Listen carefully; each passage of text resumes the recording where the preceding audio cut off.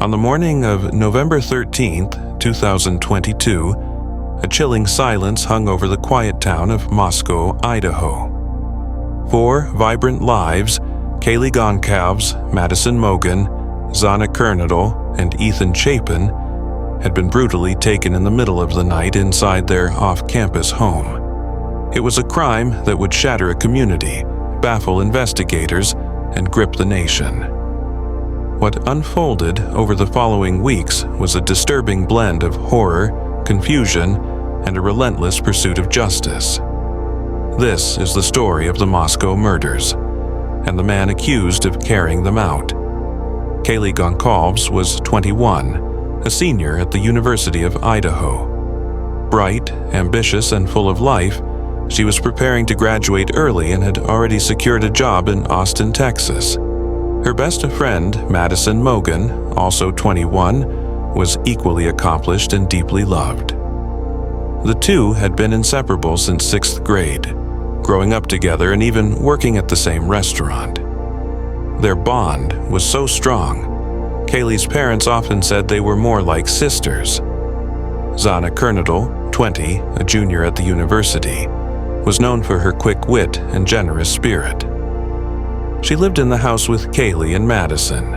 Her boyfriend, Ethan Chapin, also 20, was a freshman at the university.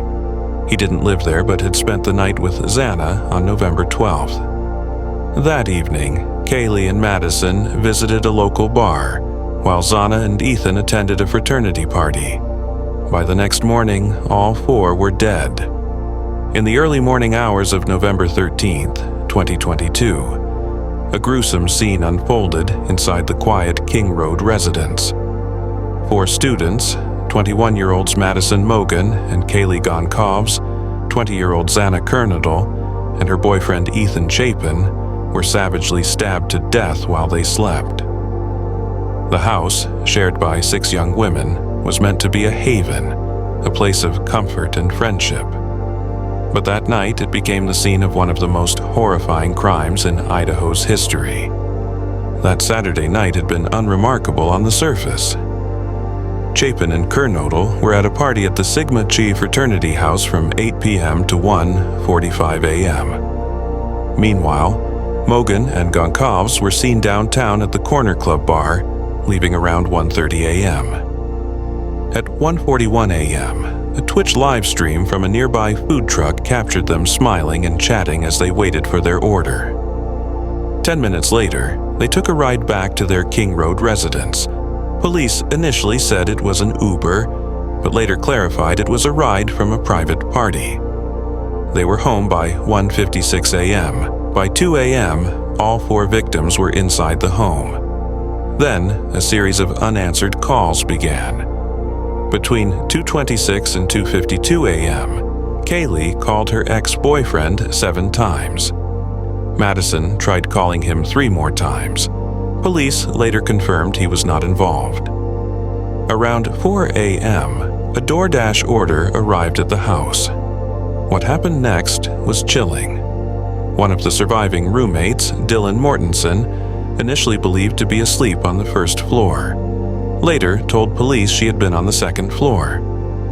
She awoke around 4 a.m. to strange noises, what sounded like Kaylee playing with her dog. Then she heard someone say, "There's someone here." She opened her door multiple times, once hearing crying, and a male voice quietly saying, "It's okay, I'm going to help you." Nearby security footage captured whimpering, a loud thud, and a dog barking at 4:17 a.m. When Dylan opened her door a final time, she saw a masked man, dressed in black, silently walking past her and exiting through the sliding glass door. Frozen with fear, she locked her door and didn't move. The killer had already completed his rampage. Madison and Kaylee were found together in bed on the second floor. Zana and Ethan were found in Zana's room. All 4 had been stabbed multiple times. There were no signs of restraint or sexual assault, but the crime scene was drenched in blood. Shockingly, no 911 call was made until almost noon. The surviving roommates, thinking someone had merely passed out, called friends to the house for help. At 11:58 a.m., a frantic call was placed to 911 from one of their phones. When officers arrived, they encountered a scene of unimaginable horror. The two surviving roommates, Dylan Mortensen and Bethany Funk, were unharmed.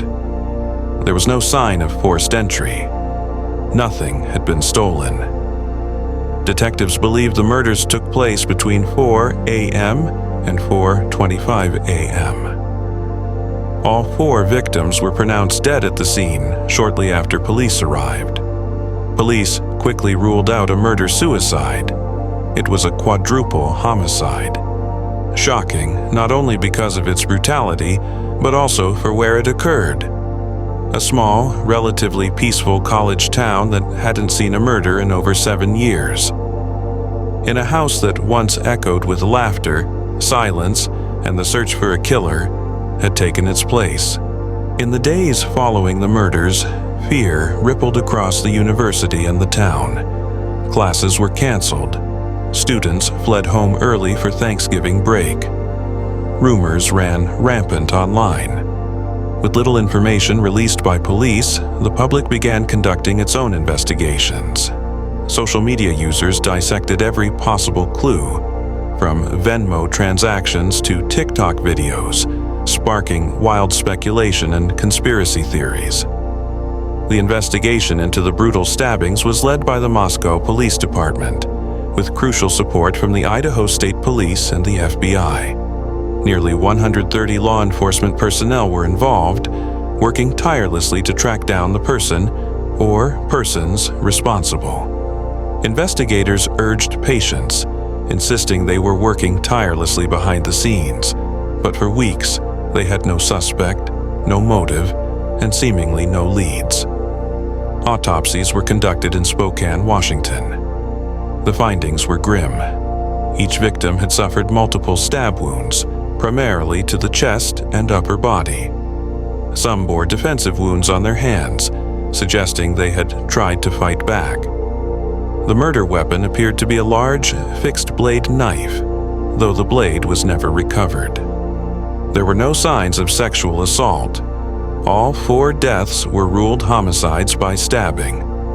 As the small college town reeled in shock, investigators scoured the scene for evidence. One of the surviving roommates, who later admitted to seeing the suspect, described him as a masked man, about 5 feet 10 inches tall, athletically built but not muscular, with notably bushy eyebrows.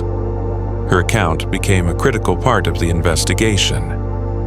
On November 19th, police made a public plea for help.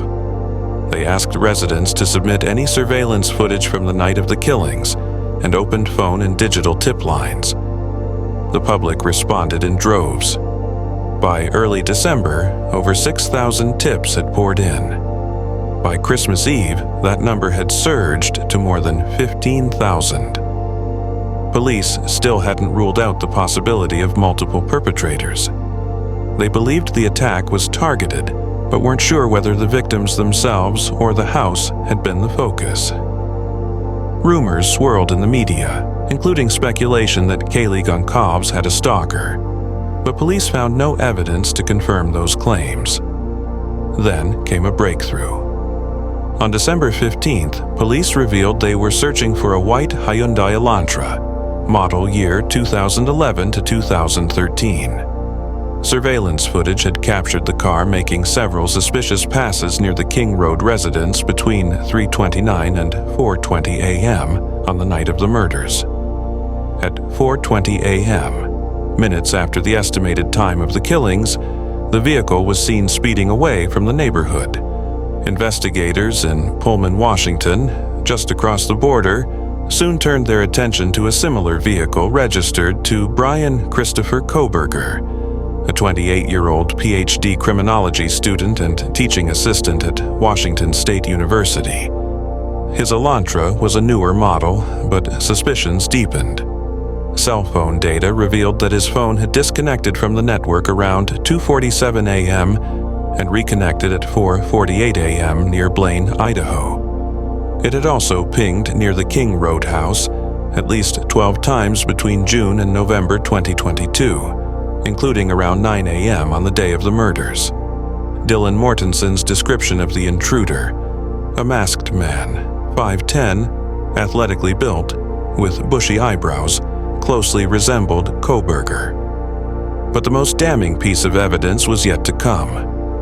At the crime scene, investigators had recovered 3 unidentified male DNA samples. One sample, found on a tan leather knife sheath left next to Madison Mogen's body, would become the key to unlocking the mystery.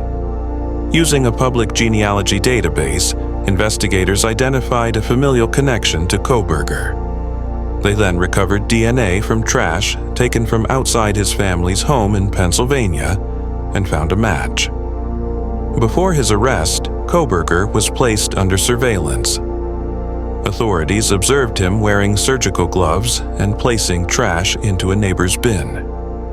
He had also reportedly scrubbed his Elantra inside and out, not missing an inch.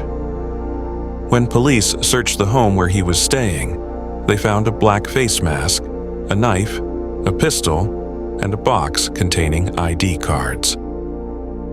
On December 30th, 2022, the manhunt came to an end. FBI SWAT and Pennsylvania State Police raided the Kohberger family home in Monroe County, over 2,000 miles from the crime scene. He had driven cross-country with his father shortly after the murders, in what authorities now believe was a calculated attempt to evade detection. Kohberger was arrested in the kitchen, wearing shorts, a t-shirt, and examination gloves. At the time, he had been sorting trash into Ziploc baggies. The quiet criminology student, who had once studied the psychology of criminals, now stood accused of one of the most shocking mass murders in recent memory. The connection was chilling. The case has since raised haunting questions, not just about Kohberger himself, but about how someone so academically steeped in criminal behavior could allegedly plan and execute such a horrific crime while walking among unsuspecting peers. Kohberger waived extradition and was returned to Idaho. There, he was formally charged with 4 counts of first-degree murder and 1 count of felony burglary. Prosecutors have announced they will seek the death penalty. Kohberger maintains his innocence. In court, Kohberger has remained largely expressionless. His attorneys argue the case against him is circumstantial, citing the lack of eyewitness identification and a clear motive. They've filed motions challenging the grand jury process and the admissibility of some key evidence. Prosecutors, however, are confident. They say forensic evidence and Kohberger's behavioral patterns form a strong chain of proof tying him to the crime. Kohberger retained Ann Taylor as his lead defense attorney. Taylor has aggressively pushed back against the prosecution's case, citing his habit of taking long, solitary drives at night as his alibi. The defense also tried to exclude a selfie Kohberger took just hours after the murders, but prosecutors insisted it was relevant, pointing out that his bushy eyebrows were a critical identifying detail noted by the surviving witness.